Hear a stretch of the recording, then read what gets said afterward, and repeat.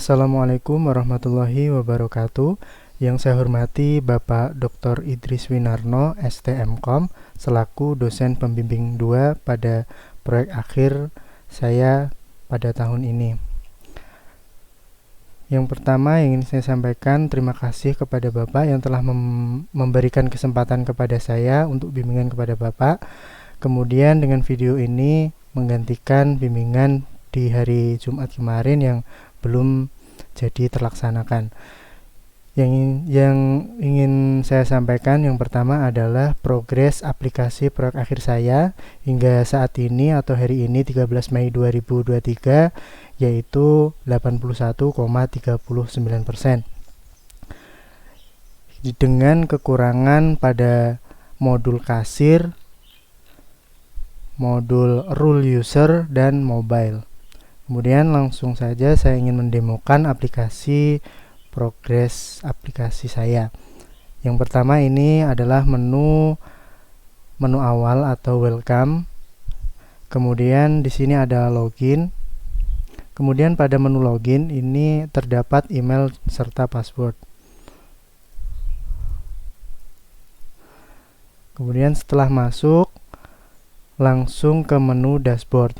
Di menu aplikasi saya ini ada beberapa, yaitu dashboard, kasir, data entry yang merupakan modul untuk entrian data, yaitu meliputi saldo awal, jurnal, serta jurnal posting.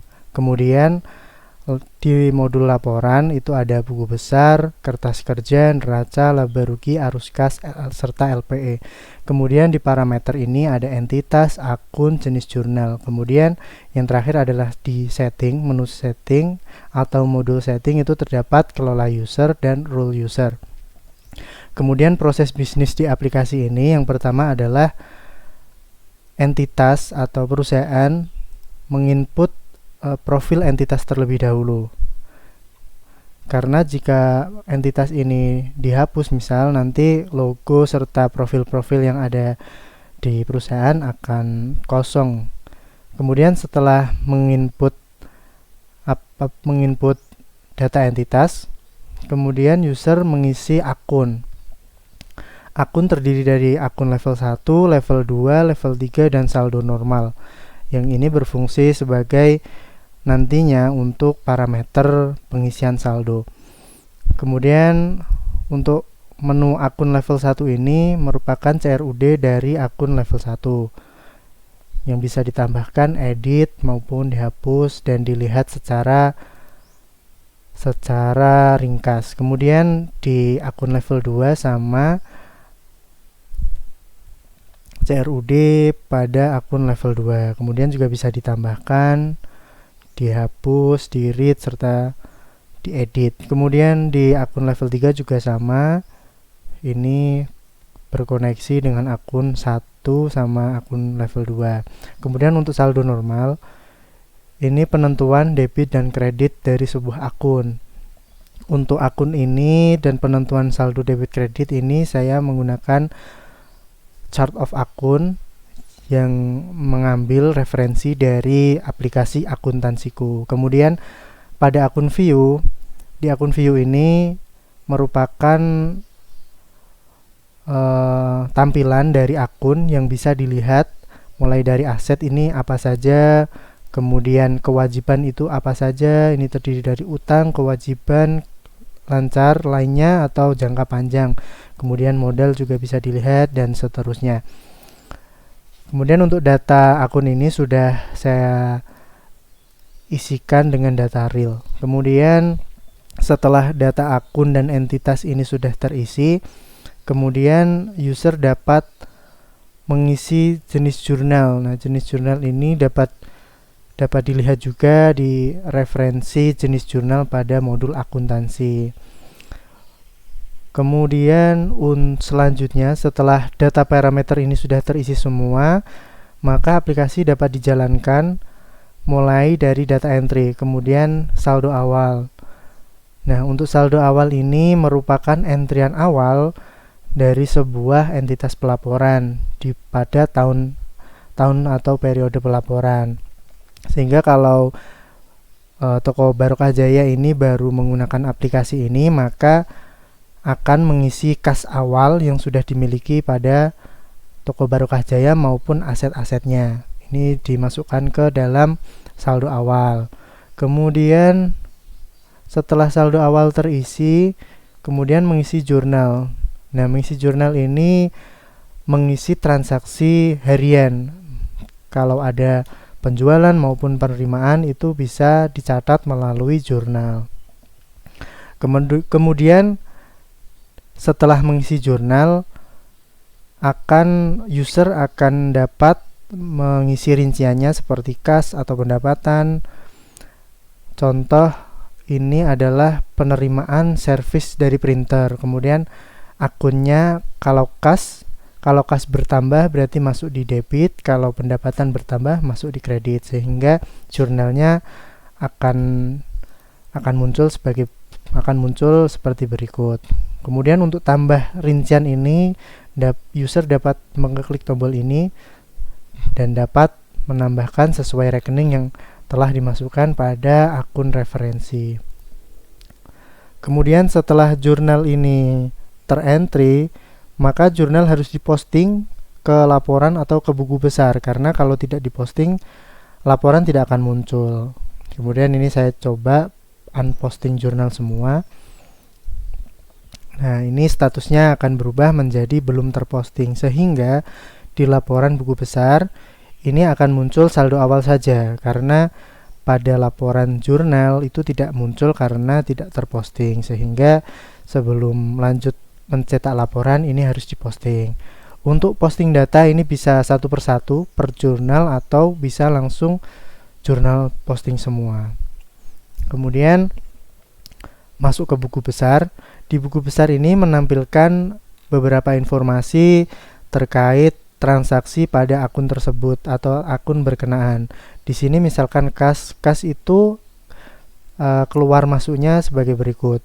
Pembelian flash disk 10 buah, berarti toko Barokah Jaya membeli flash disk 10 buah. Maka kasnya akan berkurang. Kas berkurang, maka masuk di kredit. Ini mengacu pada saldo normal yang telah dibuat sebelumnya. Kemudian pembelian LCD laptop bahan servis juga masuk persediaan serta menggunakan kas ada di kredit. Kemudian pendapatan jasa servis akan bertambah di debit. Kemudian penerimaan atas penjualan mouse juga bertambah di debit karena kas. Kemudian untuk menu filter ini, filter tanggal nantinya akan terfilter, misalkan 1 Januari sampai 31 Januari. Maka disubmit, maka yang akan tampil adalah data dari 1 Januari hingga 31 Januari. Hingga akan muncul seperti ini. Berarti ini masih saldo awal saja yang muncul dan belum ada transaksi yang masuk. Kemudian misalkan dibuat April.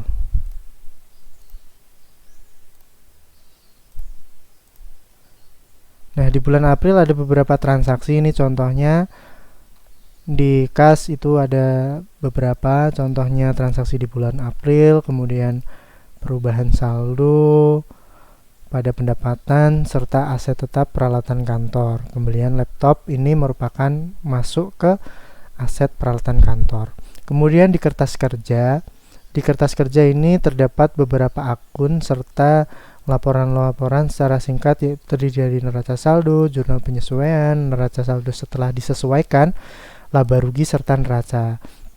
Kemudian laba bisa dilihat dari sini. Posisi saat ini laba adalah 820.000. Kemudian masuk ke neraca juga 820.000. Nah, sehingga keduanya ini balance seperti persamaan akuntansi. Kemudian setelah kertas kerja ke laporan neraca. Nah, untuk laporan neraca ini terdiri dari atas 3 laporan, yaitu aset, kewajiban, dan modal. Yang ketiga-tiganya ini mengacu prinsip akuntansi yang harus balance antara aset sama dengan utang plus modal.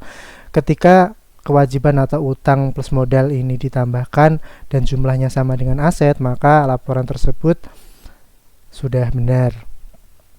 Kemudian ini filter juga sama dengan yang ada di buku besar dan kertas kerja, bisa dicetak juga sebagai berikut. Kemudian lanjut ke laba rugi, ini merupakan informasi atau laporan yang menghasilkan output berapa sih laba dari toko tersebut. Nah, ini labanya adalah 820.000 sama dengan yang ada di kertas kerja. Kemudian arus kas, ini kasnya itu dibuat apa saja. Yang ada 3 klasifikasi, yaitu aktivitas operasional meliputi penerimaan, aset lancar lainnya, pembayaran ke pemasok, liabilitas jangka pendek, pendapatan lainnya, maupun pengeluaran operasional. Kemudian di aktivitas investasi itu perolehan penjualan aset. Nah, tadi ada perolehan aset yaitu pembelian laptop. Jadi aktivitasnya adalah kasnya berkurang senilai harga laptop. Kemudian aktivitas pendanaan yaitu pendanaan di modal toko. Jadi pemilik toko menanamkan modal di tokonya sebesar 1 juta. Ini jadi modalnya bertambah dan kasnya bertambah senilai 1 juta. Kemudian perubahan kas pada awal pengisian saldo awal tadi senilai 3.240.000. Kemudian setelah terjadi aktivitas akuntansi ini, maka posisi akhir kas yaitu menjadi 12.040.000. Kemudian juga bisa dicetak seperti ini. Kemudian lanjut ke LPE. Di LPE ini merupakan laporan yang berisi tentang perubahan-perubahan pada ekuitas toko, ekuitas atau sama dengan halnya juga modal.